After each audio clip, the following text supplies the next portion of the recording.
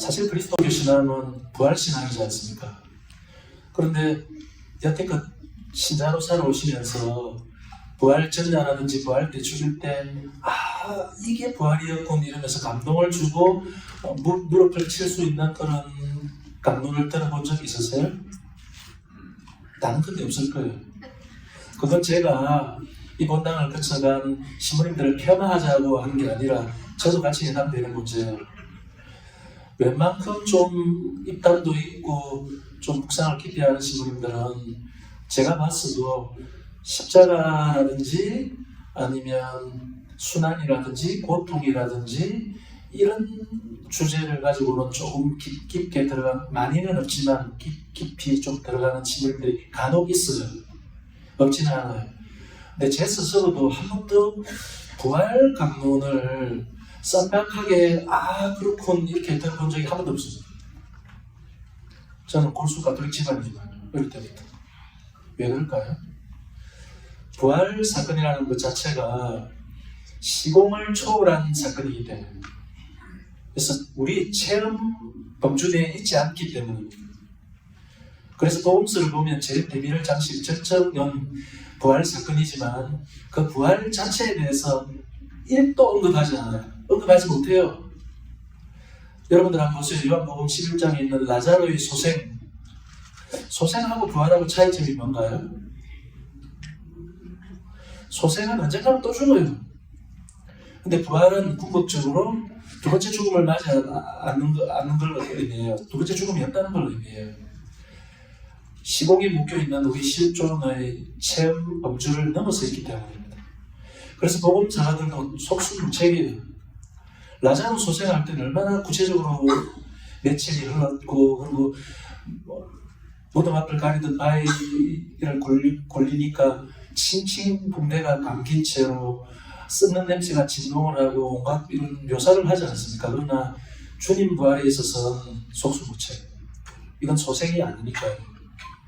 만일에 복음서들 중에 주님 부활 사건 자체에 대해서 뭔가 묘사를 시도했다면 그건 그냥 단순히 신화가 되어버렸을 거예요. 그래서 저는 이런 부분을 신화적 포기 이렇게 표현하고 싶어요.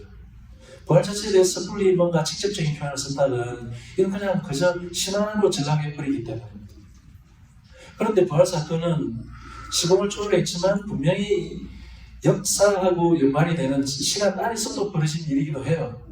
속수무책입니다.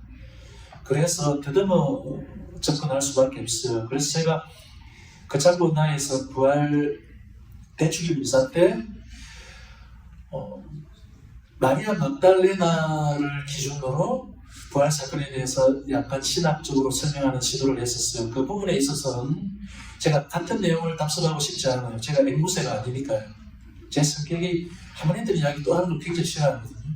그 부분에 대해서는 거창성당 유튜브에 들어가면 부활 대축일 미사 마리아 막달레나에 대해서 길게 출발점으로 왜 그런가 하면 마리아 막달레나가 부활의 첫 증인이기 때문입니다. 뭐든지 처음이라는 건 두 번째, 세 번째하고는 질적으로 완전 차이가 나는 것이죠. 두 번째, 세 번째는 첫 번째가 있기 때문에 가능한 일이고요. 그래서 그 부분에 대해서 설명을 좀 했는데 답습은 하지 않겠어요. 사도들 이러면 전부 남자들만 떠올리지만 사도들 중에 사도라는 칭호를 초대교회 때 부여받은 분이 12 중에 하나가 아니라 마리아 막달레나라는 사실을 저는 강조하고 싶어요. 마리아 막달레나에 대해서도 다양하게 이야기를 펼칠 수 있어요, 사실은. 그런데 성경봉사자 모임 이야기를 하면서 내가 이것저것 예를 들면서 마르코복음 14장의 알몸 청년 이야기를 잠시 언급했었습니다. 그러니까 특강을 마치고 난 다음에 봉사자들하고 환담을 나누는 가운데 그거 평소 때도 정말 궁금했는데 어떤 요지였는가 하면 성경을 읽다 보면 그냥 무작위로 생각 없이 읽다 보면 그런 것도 놓칠 수 있지만 지금 제가 이 말씀을 드리는데도 마태복음 16장으로 구성되어 있어요. 분량상 제일 짧은 복음입니다. 근데 16장으로 구성되어 있는데 14장은 이미 순환사화에 대해서 11장이 예루살렘 입성입니다. 예루살렘 입성이라는 말은 좁은 의미로 주님 순환이 시작된다는 걸 의미해요. 전례적인 차원에서 이걸 기념하는 게 뭐죠? 성주간이 시작되는 성지주일. 그래서 복음의 대미를 장식하는 것도 순환사화예요. 그럼 순환사화는 자연스럽게 부활사화와 연결되죠. 11장 예루살렘 입성 순환사화가 시작되고 있고, 여러분들 한번 생각해 보세요. 복음사가 복음을 기술할 때 물론 다 하느님 행업에 대해서 기록을 남겼지만, 하느님의 아드님이신 예수님에 대해서 기록을 남겼지만 제일 비중을 둬야 되는 부분이 어디일까요? 주님, 좁은 의미의 주님 파스카, 순환, 죽음, 부활이 제일 중요한 것입니다.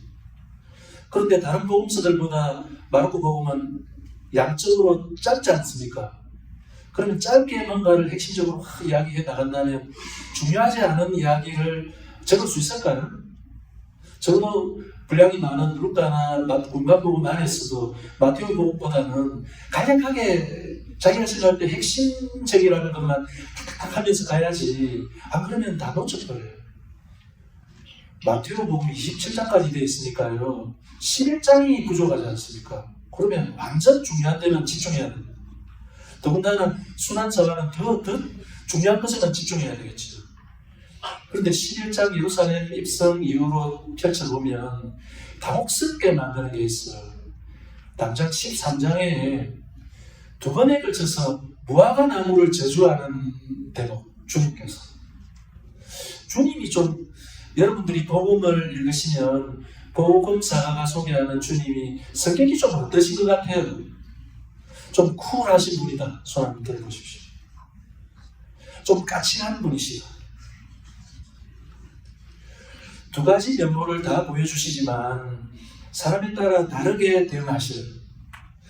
좀 있는 자들, 기득권 세력들, 이런 사람들을 상대로는 굉장히 까칠한 면모를 많이 보여주셨어요. 그 대신에 소외받고 설자리 없어 하는 사람들, 이런 사람들에 대해서 굉장히 쿨하셨어요. 섞여있어요.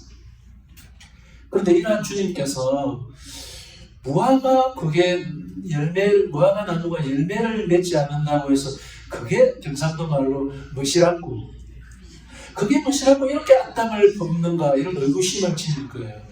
마르코 복음에 그것도 중요한 것만 탁탁 이야기하고 넘어가야 되고, 그것도 순환사화를 이야기하는 데 있어. 두 차례에 걸쳐서 여러분들도 뭔가 한번 꼬집는다든지 질책을 하더라도 두 번, 세 번 하는 게 좋습니까? 한 번 하고 치우는 게 좋습니까?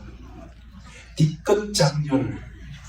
그것도 화를 내야 될 게 아니라 우리가 볼 땐 영문이 모를 정도로 왜 무화과 나무 따위에 그렇게 실망하시고 저주를 퍼붓고 이러고 앉아있는지. 그리고 11장에 13장에 벌써 그러하고 14장 이렇게 들어가면서 다시 한번 세 번째로 무화과 나무를 또 한 번 더 해요. 무화과 나무 심기. 이렇게 급박하게 가야 되는 마르코 복음이 제일 강도 높게 해요. 그래서 많은 사람들이 왜 이러지 주님이 그걸 넘어서서 마르코 복음사가 왜 이렇게 별로 중요하지도 않은 것 같은 무화과 나무에 관계되는 이야기를 세 번이나 하고 앉아있지. 그것도 순환복음, 중요한 게 더 많은 순간에 그걸 끼고 14장은 주님께서 붙잡히시고 신문 받으세요. 그런데 그 사이에 생뚱맞게 두 개의 절로 되어 있지만 알몸 청년이 등장해요. 그래서 읽다가 너무 생소하고 생뚱맞다는 느낌을 받을 거예요. 급작스럽게 플롯 전개라든지 이럴 때 논리적으로 접근하면 도무지 이해가 안 될 정도로, 그러니까 이야기의 전개를 흐리고 있다고 할까? 좁은 의미의 성경 봉사자가 아니라 여기 있는 모든 분들이 분명히 알아야 될 사실 하나는요, 성경을 한 번 읽고 두 번 읽고 계속 읽다 보면요, 그전에는 예사로 넘어갔는데 이런 대목이 있었네? 그런데 이 대목이 없는 게 오히려 플롯 전개가 자연스러운데 이런 대목들이 은근히 많습니다. 한 장일 수도 있고 몇 절에 불과할 수도 있고. 예를 들어볼까요? 창세기 37장은 요셉 이야기가 시작됩니다. 제일 막내였지 않습니까? 그런데 형들이 있고, 그런데 아빠의 사랑을 독차지하고, 그래서 옷도 블링블링 옷을 주니까 그거 그냥 지방에서다 입으면 될 낀데 그거를 블링블링한 옷을 입고 형들 앞에 나타나고 형들은 들에서 일하고 앉아있는데 마치 무엇에 비교할 수 있을까요? 이 본당에서 이제 여름맞이 대청소한다 이랬는데 전부 아줌마들은 전투 태세로 몸빼 입고 오는데 혼자 레이스 달린 막 이런 옷을 입고 오는 여자가 있다. 어떤 기분일 것 같아요? 죽이려면서. 요셉이 그랬어요. 그래서 막 우여곡절이 펼쳐지고 요셉 이야기가 잘 펼쳐지잖아요. 37장이 그래요. 그런데 38장에 갑자기 유다와 타마르 이야기가 나옵니다. 그리고 39장부터서 다시 또 요셉 이야기가 나오고, 이 말은 그냥 현대적인 차원으로 논리적인 플롯 전개 차원으로 볼 때 유다 타마르 이야기 38장을 빼면 37장에서 39장으로 넘어가면 훨씬 이야기가 자연스러운데요. 그러나 왜 그럴까요? 38장 유다 타마르 이야기가 지금 전개되고 있고 앞으로 전개될 요셉 이야기를 이해하는 데 핵심적인 역할을 하기 때문에 이런 걸 볼 줄 알아요.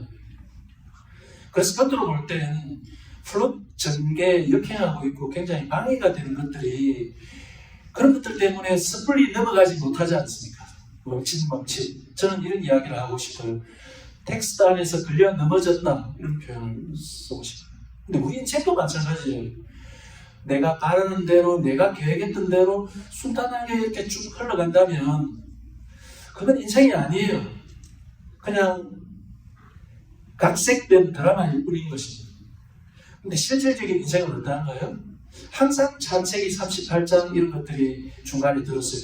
도무지 이해가 안 되는 장면들, 사건들, 만남들 이런 것들이 벌어진단 말입니다. 그래서 멈칫멈칫하죠.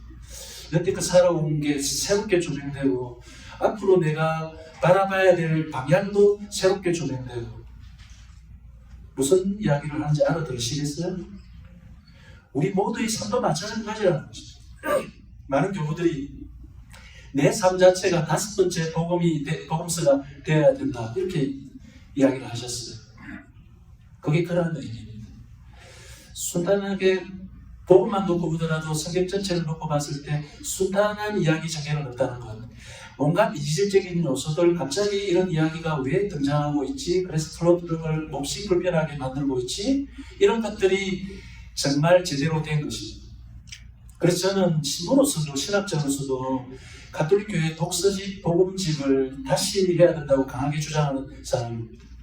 여러분들 보면 복음 같은 경우도 쭉 가는 게 아니라 예를 들면 루카복음 19장 1절부터 3절 B까지 그리고 오려 붙이기 위해서 7절 C부터 11절까지 이렇게 붙여서 왔지 않습니까?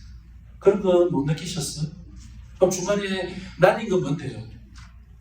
뭔가 통일된 그림을 보여주는데 방해가 된다고 생각하는 것들을 날려버렸기 때문입니다. 그건 초보자들이나 하는 짓이에요.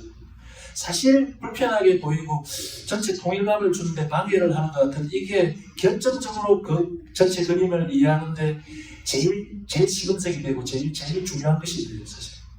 물론 그걸 볼 줄 아는 건 자연스럽게 되는 건 아니에요. 많은 연습이 필요해요. 그리고 삶에 대한 깊이 있는 통찰도 있어야만 해요. 그건 공부만 열심히 한다고 학위를 여러 개 딴다고 해서 되는 게 신부가 된다고 해서 해결되는 문제도 아니에요. 다시 마르코 복음으로 돌아가면요. 이렇게 지리멸렬하게 계속 중요하지도 않은 무화과 나무가 등장하고 있고 그리고 알몸측면 이야기가 생뚱맞게 등장하고 있고 그것도 주님께서 붙잡히시고 얼마나 중차대한 일입니까? 그리고 신문 받으시는데 온 세상을 상대로 재판관이신 분께서 재판받고 있잖아요. 이런 역설이 어디 있는가요? 재판받는 재판관. 이런 역설은 없어요. 그러면 그 중차대한 부분에서 왜 플러스의 흐름을 깨면서 이런 알몸측면 이야기가 나올까요? 좀 넓게. 그리고 이게 또 막달라 여자 마리아 막달레나하고는 어떻게 연관이 되는 것일까요? 약간 화를 크게 펼쳐야 합니다. 첫 번째, 알몸. 그리고 알몸 위에 두르고 있던 아마포, 그리고 무화과 나무, 이게 출발점이거든요. 그리고 마리아 막달레나. 마리아 막달레나는 옷을 어떤 유형으로 입었을 것 같아요? 루카복음이 전하는 바에 의하면 막달라 여자예요. 막달레나는 형용사가 된 거고, 막달라 여자라는 것은 우리로 치면 여기도 마산에서 오신 분이 많으니까 마산댁, 의령댁, 하만댁 이런 것하고 똑같은 출신을 표현하는 거죠. 왜냐하면 마리아가 너무 많으니까요. 주님 십자가상 아래에 섰던 인물들도 여자들은 전부 마리아예요. 안 그런가요? 그래서 구분하기 위해서 여러 가지 방식이 있지만 유일하게 출신을 언급하면서 구분하는 유일한 여성이 막달라 여자 마리아예요. 그래서 이걸 마리아 막달레나 이러니까 자꾸 놓치는 거예요. 그럼 뭔가 다르다는 걸 굉장히 어필하고 있는 거거든요. 근데 루카복음 사가가 전하는 바에 의하면 이 여자는 원래 어떤 여자였던가요? 시쳇말로 작은 따옴표 미친년, 일곱 마귀거든. 일곱 마귀라는 것은 완전한 숫자, 이보다 더 선을 넘어설 수 없다는 걸 표현하는 게 일곱이에요. 일곱 마귀가 들렸다는 건 완전 미친년 끝판왕, 요즘 젊은이들 표현을 한다면. 그러면 성경 내에서 미쳤고 더러운 영이 들렸고 이런 사람들의 복장이 어떠하던가요? 옷이 없어요. 계속 짚고 앉아있고, 그래서 무덤가에 있고, 그래서 사슬에 묶여있고, 그런 처지의 여자였다는 거죠. 원래 복장이. 그런데 주님을 만나가지고 어떻게 되죠? 엄청난 은총을 입었어요. 마귀에 세박됐단 말이에요. 그러고 난 다음에 이 여인이 어떤 행동을 하는가요? 과도한 은총을 받았기 때문에 과도하게 주님을 상대로 행동해요. 어떻게 해요?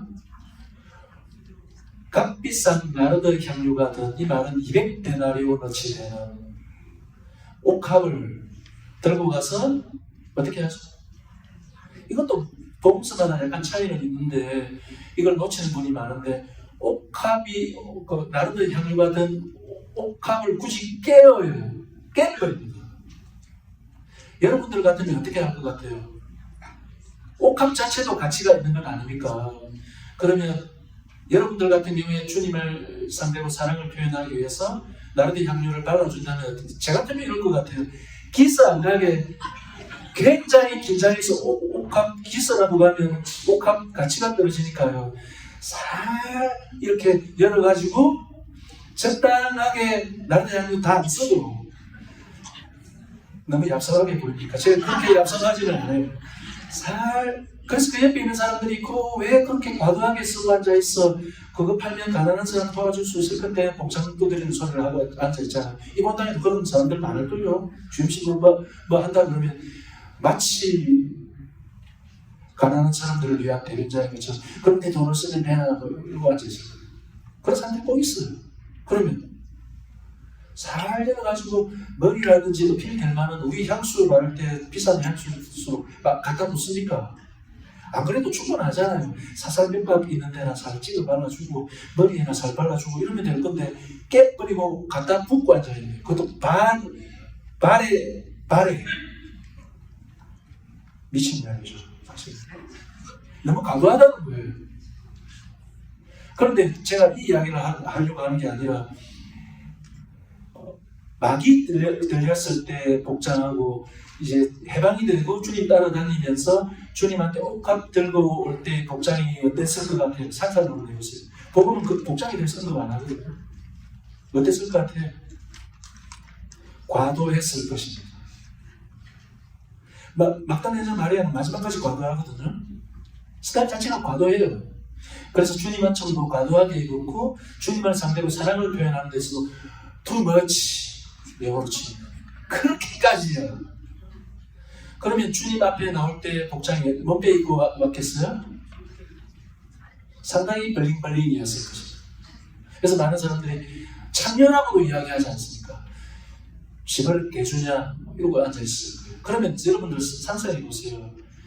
이전엔 창녀짓도 하고 미친년이었기 때문에 옷도 찢고 이러고 있던 여자가 이제 본격적으로 블링블링 입고 그것도 주님한테 팍 스킨십 과감하게 하면서 너무 과도하게 깨어서 옥합을 깨어서 나르디 향유를 붓고 앉아있고 이러면 그 주위에 있던 사람들이 어떤 느낌이었을까요? 보통의 본능 주임신을 상대로 약간 그것의 100분의 1에 해당되는 강도로 어떤 여인이 그런 일을 한다면 수없이 많은 여인들이 교우층에 지를걸요. 쥐가 그렇게 했으면 오히려 괜찮을 텐데 이러면서 엄청 충격적이라는 거예요. 근데 제가 말씀드리고자 하는 건 주님이 너무 충격적이니까 타격을 안 받게 하기 위해서 뭐라고 이야기하죠? 사실 이 여자가 행한 건 내 장래를 위해서 한 것이다 이렇게 이야기합니다. 그게 또 뭘 의미할까요? 옷하고 연관했을 때 다시 도로부터 갈게요. 사람에 대해서 생뚱맞게 또 밑밥을 좀 깔아야 되기 때문에 사람에 대해서 이야기를 할 수밖에 없는데 제일 첫 번째 사람이 누구죠? 아담. 아담이 그냥 사람이라는 의미입니다. 그러면 에덴 동산에서 아담한테 있어서 무슨 문제가 제일 중요했어요? 사람이 살아가는 데서 세 가지가 제일 필수적으로 중요하다고 그러지 않습니까? 그게 뭐죠? 의식주 이러지 않습니까? 이걸 식주의 이렇게 안 하거든요. 왜 의식주일까요? 이 순서대로 갈까요? 물론 먹는 게 첫 번째인 것도 있지만 왜 순서를 굳이 의식주일까요? 사람한테 있어서 제일 첫 번째로 중요한 게 옷이기 때문입니다. 옷. 예를 들면 먹는 건 극단적으로 이야기한다면 며칠 안 먹더라도 배는 너무 고프고 힘들지만 막 치명적이진 않을 수 있어요. 그리고 집이 세상 없다 치더라도 LA는 어차피 홈리스들도 많지 않은가요? 물론 힘들겠지만 당장 문제가 되는 건 아니에요. 근데 지금 이 순간에 옷이 없다고 하면 제가 해보세요. 저도 그렇고 여러분들도 그렇고 감당할 수 있겠어요? 한순간도 맨정신이라면. 그래서 제일 먼저 등장하는 게 의식주예요. 그리고 에덴에서 아담과 하와를 상대로 우리가 원죄라고 이야기하는 일이 벌어진 것도 뭐가 제일 문제가 됐을까요? 먹는 게 빌미가 되긴 했죠. 그러나 그걸 먹자마자 알몸인 걸 보고 옷 문제가 대두됩니다. 그래서 에덴에서 첫 번째 사람한테도 제일 먼저 문제가 된 게, 문제에 복잡한 게 옷 문제라는 것입니다. 옷. 그래서 자꾸 숨고 이러지 않습니까? 그런데 숨었는데 어디에 숨었죠? 에덴을 보면요, 에덴이라는 것은 물리적인 차원의 장소를 의미하는 게 아니라 원천적으로 창조된 피조물 그 상황 자체를 의미하는 것입니다. 그러면 그 안에 창조된 모든 것이 있었다고 가정해야죠. 그러면 에덴에 모든 동식물이 다 있을 건데 에덴 안에서 동물들 중에 유일하게 실명이 공개되는 동물이 있죠. 그게 뭐예요? 코끼리, 돼지 이런 거 등장 안 하잖아요. 뭐가 등장합니까? 뱀. 그럼 식물들 중에 실명 공개가 되는 게 딱 하나 있어요. 그게 뭘까요? 생명나무, 뭐 선악과를 맺는 나무 이런 것들은 무슨 나무인지 몰라요. 실명이 공개 안 됐어요. 정중앙에 있을 뿐이지. 실명이 공개되는 나무가 딱 하나 있어요. 그게 뭘까요? 무화과 나무. 아담이 어디에 뒤에 숨죠? 무화과 나무. 그래서 무화과 나무 잎사귀로 얼기설기 대충 옷을 지어 입지 않습니까? 맨몸으로 도무지 하나님 앞에 설 수 없으니까요.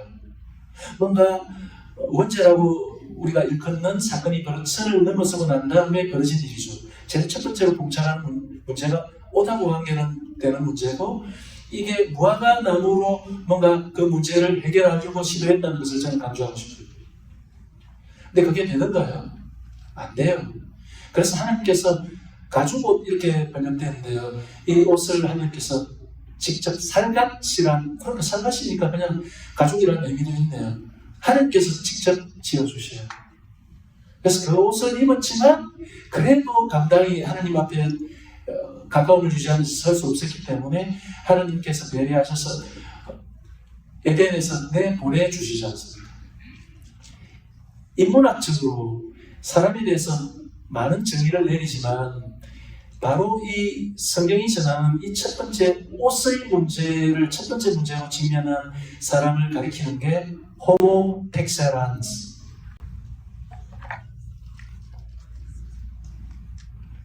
호모는 인간이라는 걸 알고 텍세란스.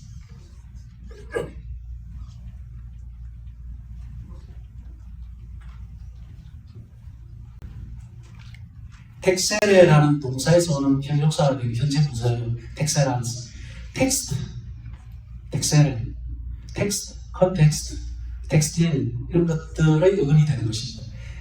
엮다라는 동사는 엮다. 엮으려면 뭐가 있어야 되죠? 시줄이 있고 날줄이 있어야지 엮을 수 있어요. 그래서 호모 텍세란스를 직역하면 엮는 인간. 그런데 무슨 용도로 엮는가요? 옷을 만들기 위해서. 그래서 약간 의역해서 표현한다면 옷 지어 입는 인간 이렇게 이야기할 수도 있겠네요. 엮는 인간. 이게 인간의 본질을 가리키는 굉장히 중요한 정의입니다. 그럼 제가 물어볼게요. 나는 지금 어떤 옷을 입고 있는가요? 그래서 옷 그랬을 때 뭐가 생각나는 거예요? 지금 물리적인 차원에서 내가 입고 있는 옷도 옷이지만 사람은 자기 이야기를 필요로 해요. 이야기가 나의 옷이에요.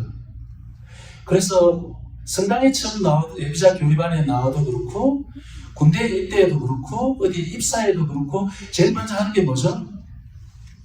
이력서. 라틴어로 꾸리쿨럼 비타에 됩니다. 이력서. 그런 걸 적어내잖아요. 그럼 이력서 이게 뭐예요? 내가 어떠한 자인지를 보여주고 싶은 나.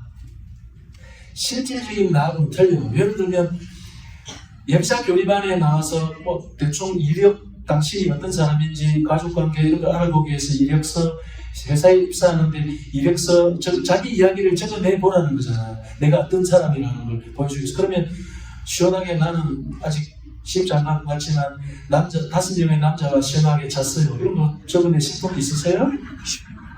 요한복음 4장처럼 야곱의 우물가의 여인처럼 그렇게 시원하게 적어낼 분 있으세요?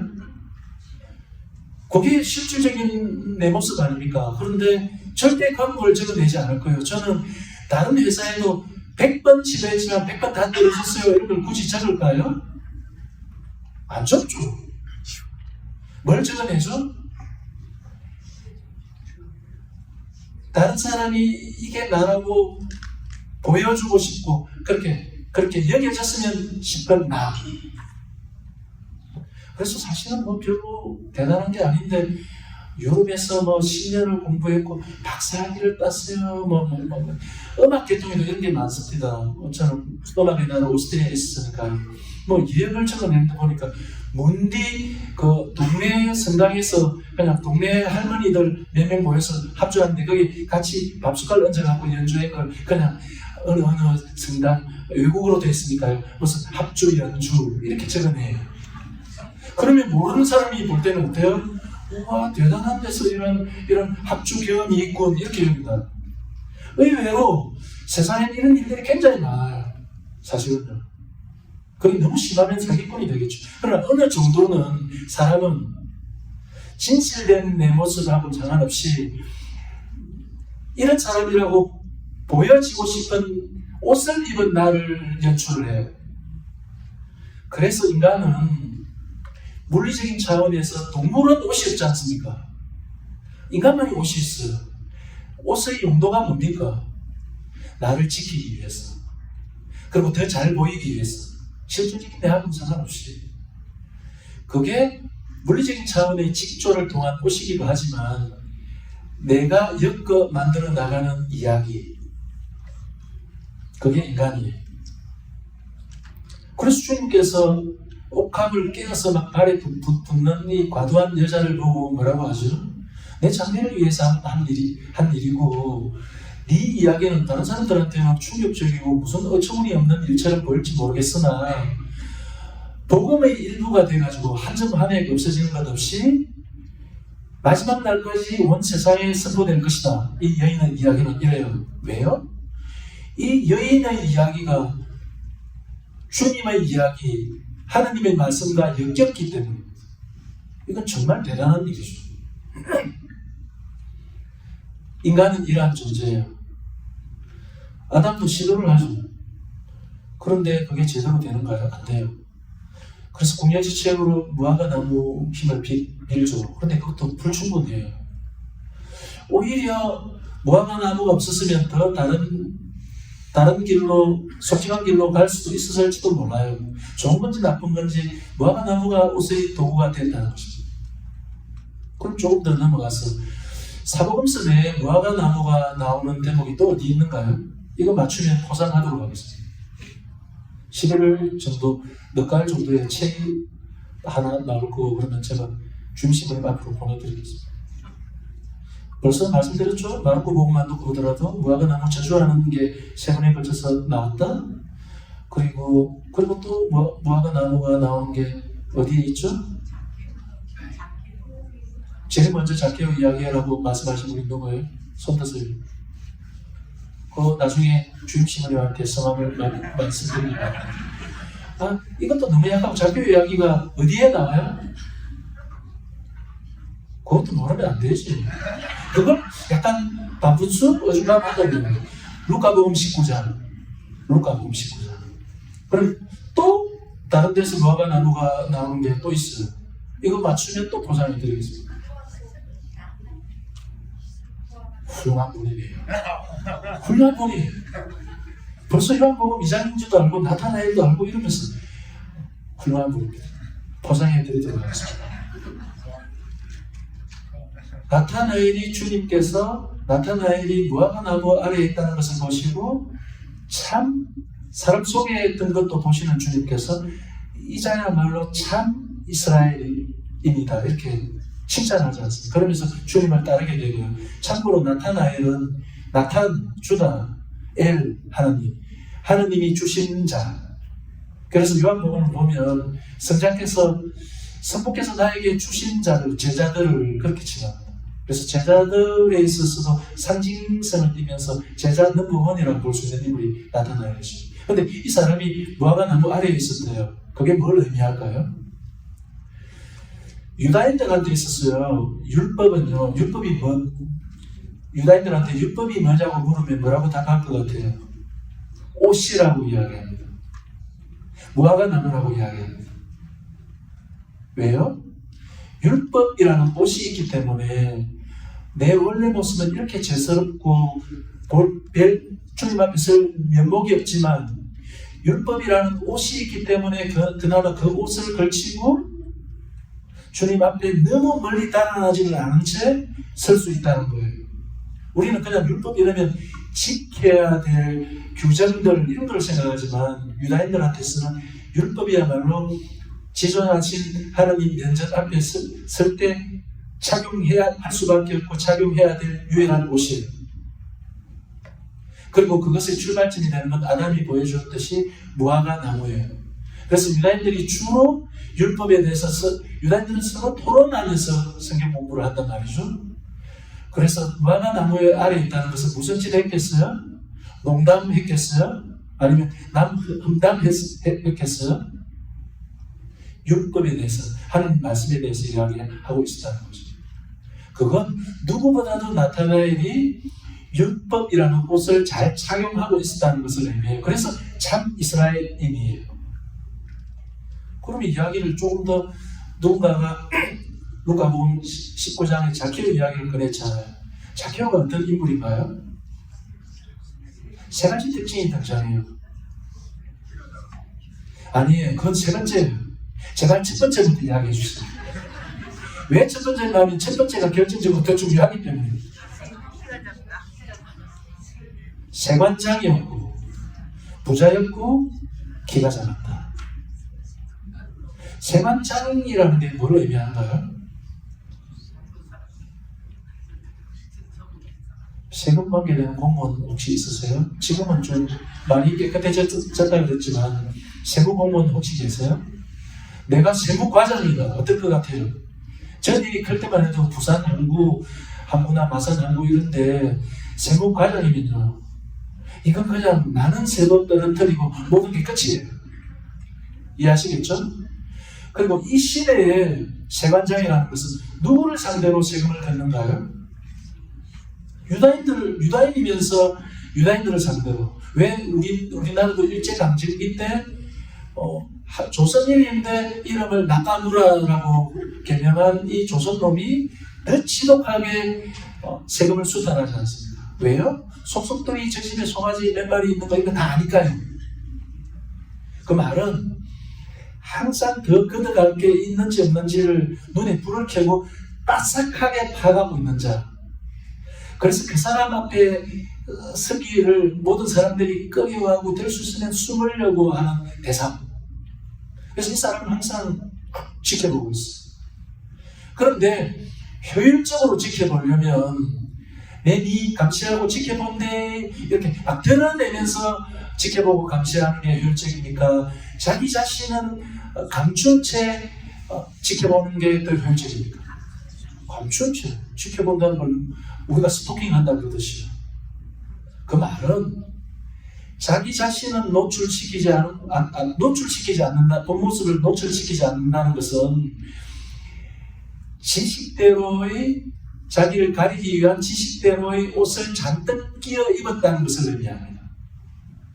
그러면서 어떻게 하죠? 다른 놈은 한꺼풀이라도 발가 벗겨 세우는데 이골이 난 자, 전문가. 그게 세관장이라는 짤막한 표현이지만 이 자케오가 뭘 표현하는지를 제일 특징적으로 보여주는 것입니다. 이런 사람은 그러면 재화를 축적해서 부자가 될까요? 가난뱅이일까요? 무조건 부자죠. 가난뱅이들의 특징은 모든 게 다 까발려져 있어요. 그래서 누구든지 다 쉽게 올 수 있고 모든 것에 대해서 다 알 수 있고 이용해 먹을 수 있고, 그러나 부자일수록 어때요? 절대 자기 자신은 노출시키지 않아요. 그러면서 어때요? 다른 사람들은 말을 벗겨 세우고 속속들이 다 알려고 해요. 정보라고 우리가 이야기하는 그런 사람이에요. 그래서 부자예요. 그러니까 세관장이라는 것하고 부자도 여러 가지 형태가 있을 수 있겠으나 부자가 되는 데 있어서 제일 핵심적인 게 세관장이에요. 근데 많은 사람들이 자케오 이러면 자케오가 왜 무화과 나무 위에 올라갔지? 이러면 많은 사람들이 키가 작아서 이렇게 해요. 그렇지 않아요. 자케오가 무화과 나무 위에 올라간 건 이미 몸에 배인 대로 행동한 거예요. 그게 뭐죠? 잎이 무성한 무화과 나무 위에 올라가서 자기를 노출시키지 않은 채 가릴 수 있죠. 무화과 나무라는 옷을 입은 것입니다. 변질된 형태로. 그리고 자기는 노출시키지 않은 채 내려다보면서 일거수일투족을 지켜볼 수 있는 거죠. 이게 여태껏 그렇게 살아왔기 때문에. 그래서 많은 사람들이 무화과 나무에 올라갔을 때 키가 작으니까 잘 안 보이니까 이렇게 여기지만 그렇지 않다는 거예요. 그러면 무화과 나무가 자케오 때문에 졸지에 좀 부정적인 뉘앙스도 띠게 되네요.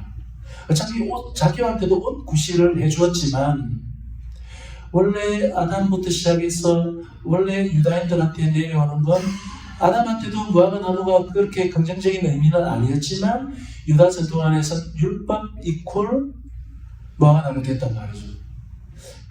양가성을 띠게 되죠. 긍정적으로 좀 회복되는 줄 알았는데 상당히 부정적인 방향으로 간다는 것. 무화과 나무는 소위 우리가 아니라 우리들 중에 누가 사기꾼이 있다면 사기꾼이 자기 이야기 이게 냅니다라고 자기 옷이라고 내미는 것 같은 그런 옷이 돼버린 거죠. 내 식대로의 내 모습하고는 전혀 다른데 내가 어필하고 싶고 보여주고 싶던 그런 변질된 의미의 옷, 무화과 나무라는 거. 그러면 눈썰미가 있는 분들은 약간 알아듣겠죠. 주님이 왜 무화과 나무를 상대로 그렇게 신경질적으로 반응하셨는지, 그걸 마르코 복음사는 왜 그렇게 순환사와의 순환이라는 게 뭐예요? 신문 받는다는 게 뭘 의미합니까? 발가 벗겨 세우는 것, 신문한다는 게 주님께서 붙잡히시고 신문 받으신다는 건 주님께서 송두리째 입고 걸치고 계시던 옷이 발가 벗겨진다는 걸 의미해요. 그 순간에 비교가 될 수도 있지만, 무화과나무 이야기를 계속하면서 비교가 될 수도 있지만 대조 그림이라고 볼 수 있는 한 인물이 등장해요. 그 인물이 알몸청년입니다. 알몸청년이 어떻게 하죠? 주님을 잘 따라가고 있었어요. 그런데 사람들이 주님을 잘 따라오는 이 사람을 잡으려고 해요. 그럼 주님과 같은 처지가 된다는 걸 의미하죠. 그러지 않대요? 잡았으니까 아마포 옷을 입고 있다고 해서, 이건 아마포 이랬을 때 또 생각나는 게 없는가요? 누가 생각납니까? 이걸 전문적인 용어로 퀴톤이라고, 퀴톤.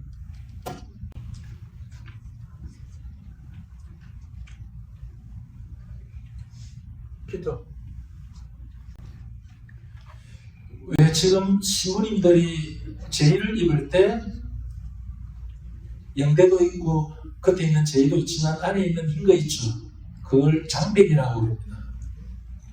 그런데 우리는 로만 컬러라든지 이런 걸 다 하고 장백이를 착용하지만 유다인들한테 있어서 대사제 복장이 키톤, 언더웨어도 없고요. 맨살 위에 바로 착용하는 게 키톤입니다. 아마포로 되어 있고, 그리고 솔기 없이 통으로 짠 것, 그리고 그 위에 가슴바지라든지 뭐 이런 것들 잔뜩 입죠. 그런데 대사제가 다른 때는 모르겠지만 반드시 이 날만은 모든 복장을 다 해제하고 깃톤만 입고 지성소로 1년에 한 번 딱 들어갑니다. 무슨 날이죠? 대속제일, 레위기 16장. 지성소에는 대사제도 보통 때는 못 들어가요. 지성소에 뭐가 있죠? 개학의 교회, 주님의 말씀이 모셔져 있는 주님의 현존 그 자체라는 거예요. 주님 현존으로 제일 강도 높게 나아갈 때 대사제만 들어갈 수 있는데 1년에 한 번 아마포로 되어 있는 솔기 없이 통으로 짠 이 키톤, 이것만 입고 들어간다는 거예요. 근데 이 젊은이는 대사제도 아닌데 돈이 많았는지 이게 값비싼 거거든요. 그런데 아마포 옷을 입고 있었대요. 그런데 주님처럼 붙잡으려고 그러니까 그것을 내팽개친 채 달아난대요. 대조그림입니다. 주님께서 어떻게 하죠? 본시오 빌라도 앞에 서서 왕복장을 자주 새 옷을 막 입히고 가시관도 씌우고 이러면서 막 조롱했지 않습니까? 그러면서 정작 십자가를 지고 이제 죽음의 길로 십자가의 길이라고 그러죠. 그걸 시작할 때 어떻게 했어요? 키톤. 이 아마포 옷만 두른 채 갔어요. 그러고 난 다음에 어떻게 하죠? 십자가에 목 박힐 땐 그 옷조차도 벗겼어요. 그러면서 군인들이 뭐라고 하죠? 이건 너무 아까우니까 찢으면 나가리 되니까 제비를 뽑아서 그냥 한 놈이 독차지하자 이렇게 되지 않습니까? 이 구덩이.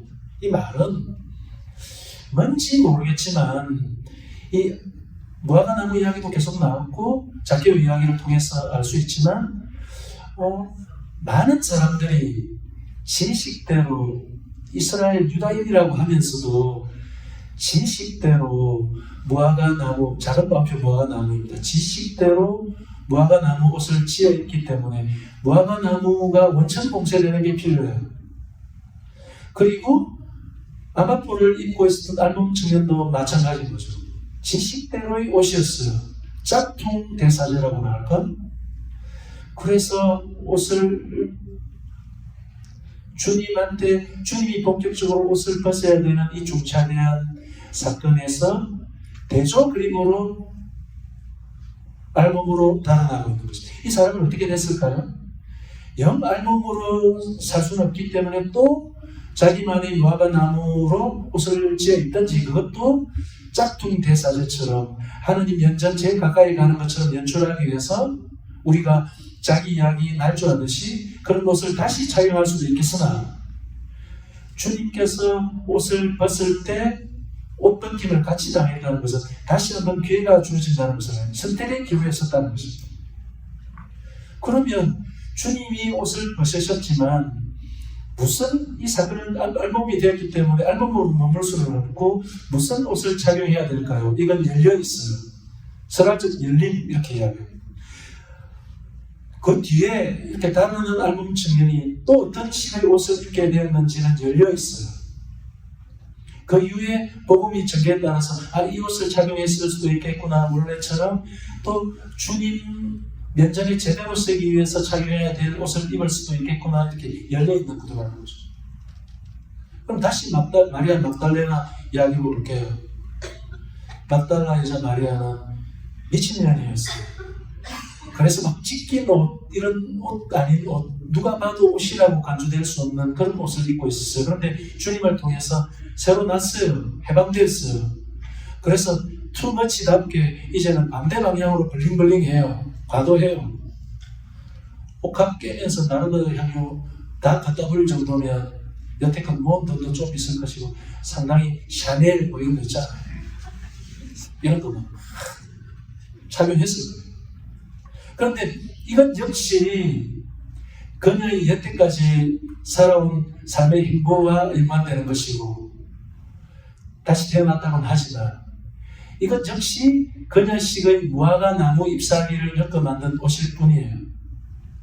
사도 바울께서 여러 가지 이 신비에 대해서 이야기를 하지만 그리스도를 입으시오 이런 표현을 씁니다. 우리가 세례 때 겪는 일이에요. 세례를 유아 세례 받으신 분도 있고 비교적 최근에 세례를 받은 분도 있을 것이고 세례의 신의 제일 대미를 장식하는 마지막이 뭔가요? 주의 사제가 세례를 주는 사제가 그리스도를 입으시오 이러면서 옷을 줍니다. 이게 그냥 요즘은 대충 미사포지 않습니까? 그래서 여인들은 미사포 툭 씌워주고 남성들은 대충 머리에 얹었다가 다시 빼앗고 옛날에는 안 그랬거든요. 실질적으로 흰 옷을 입혔어요. 이게 그리스도는 빛 자체이시니까요. 빛 자체이시 흰색이 빛을 의미하죠. 그리스도를 입었다는 걸 보여줘요. 그래서 부활 팔부 축제 내내 이 옷을 입고 있어요. 내가 새로운 옷을 입었다는 걸 보여주니까요. 여태껏 입은 옷을 다 벗어 던지고요. 옷 모티브로 표현되는 것입니다. 그래서 팔부 축제 마지막 날 부활 2주일까지 입고 이 옷을 벗습니다. 그래서 옛날에는 부활 2주일을 400주일 이랬습니다. 구교도는 알 거예요. 지금은 그런 표현을 쓰지 않지만 막달라 여자 마리아는 주님을 만나 해방되었음에도 불구하고 투머치 샤넬 또 샤넬 옷 입은 분들도 너무 아파하지 마세요. 그냥 예를 들어서 하는 말입니다. 우리는 샤넬인지 샤넬인지 구별도 못합니다. 그 옷을 입었는데 아직 좀 남아있어요. 이건 그리스도를 입은 게 아니단 말입니다. 그래서 어떻게 하면 좋아요? 그리스도를 이제 입어야만 합니다. 그 사건이 벌어지는 게 부활하신 주님을 만나면서 이 사건이 벌어져요.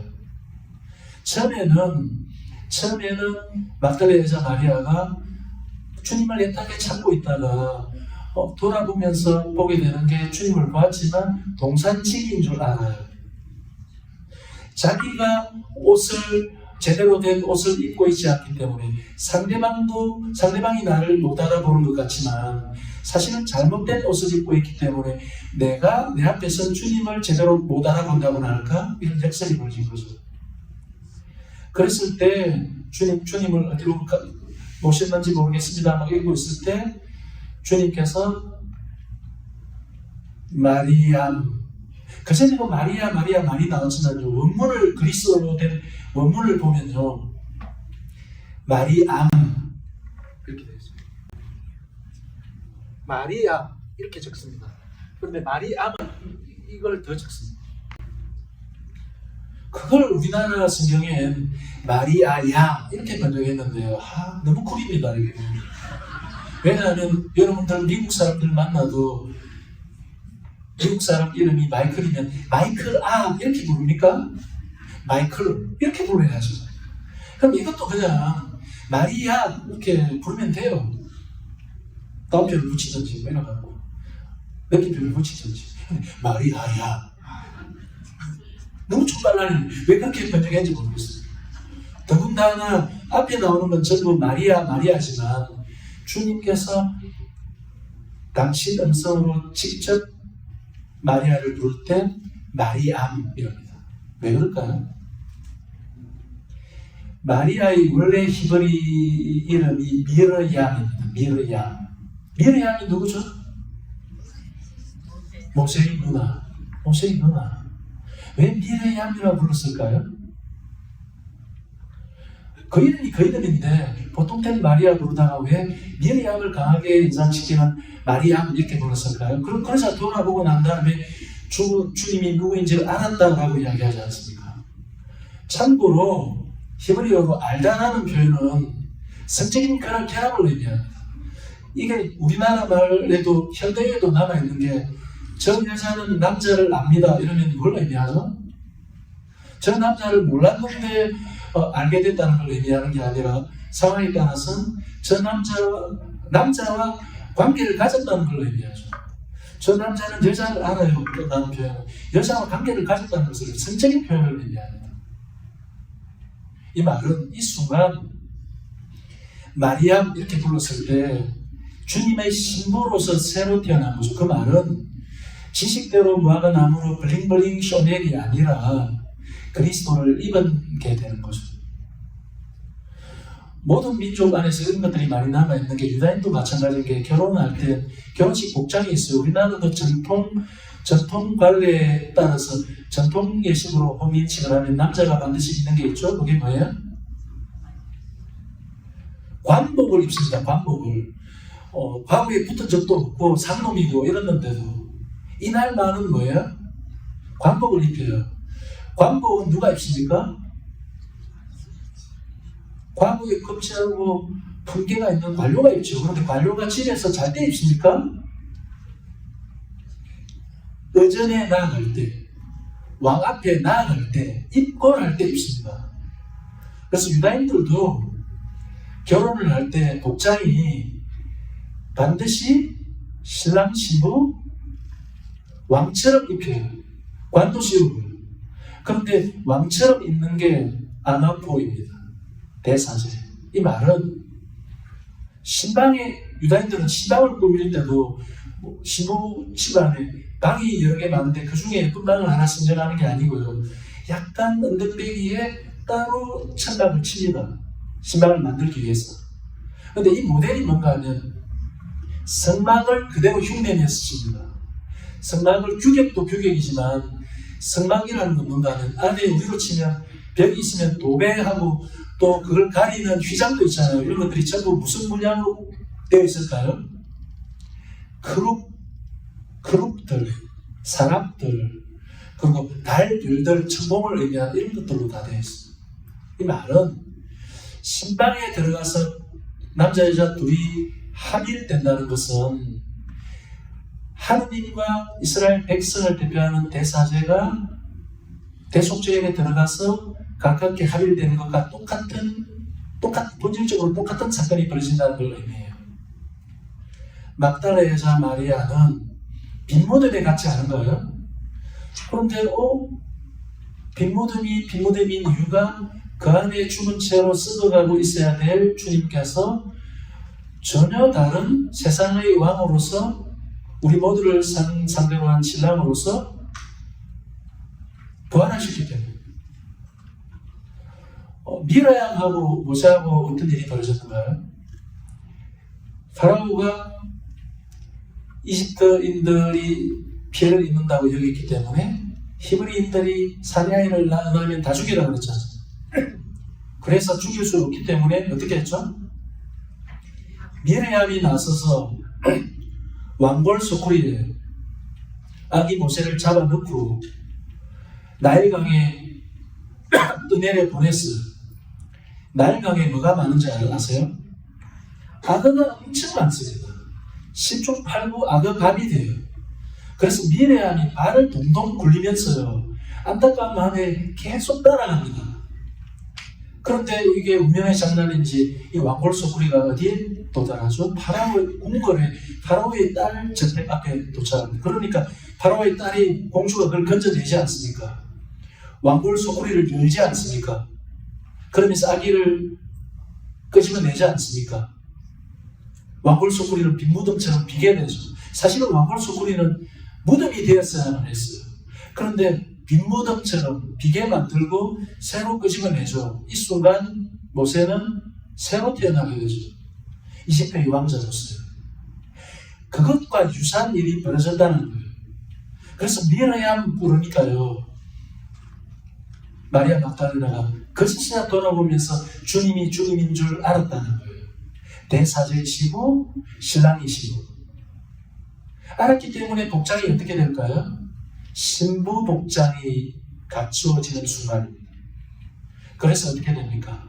같이 신랑 신부가 옛부터 구약 예언서도 마찬가지고 펼쳐보면 하느님이 신랑이고 당시에 속한 이스라엘 백성은 신부로 많이 소개돼요.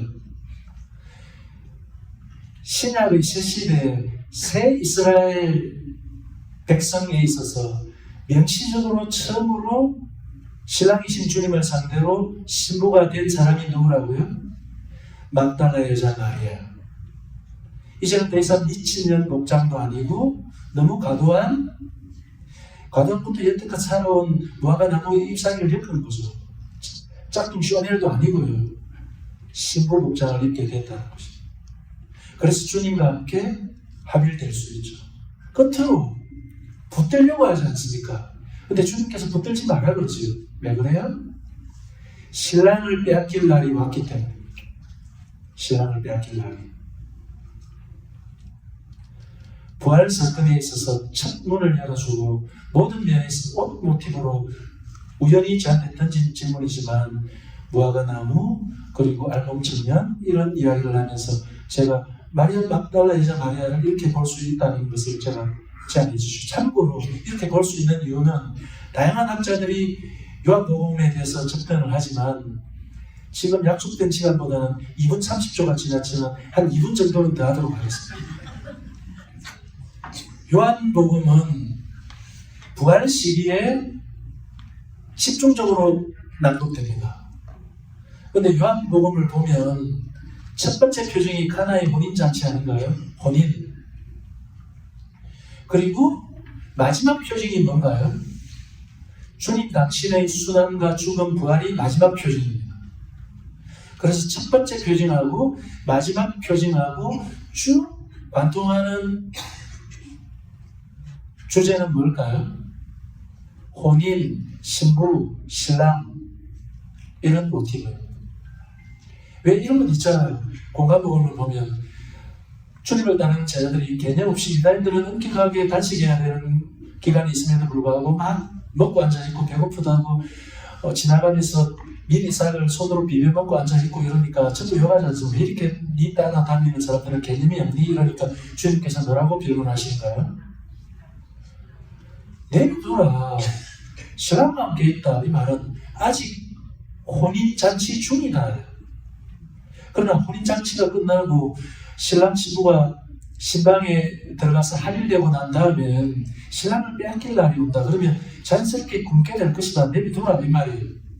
이게 요한복음 버전으로 보면 주님 공생활이 첫 번째 표징이 혼인으로 시작된다는 거예요. 유다인들은 참고로 혼인을 하면 8일간 혼인잔치를 합니다.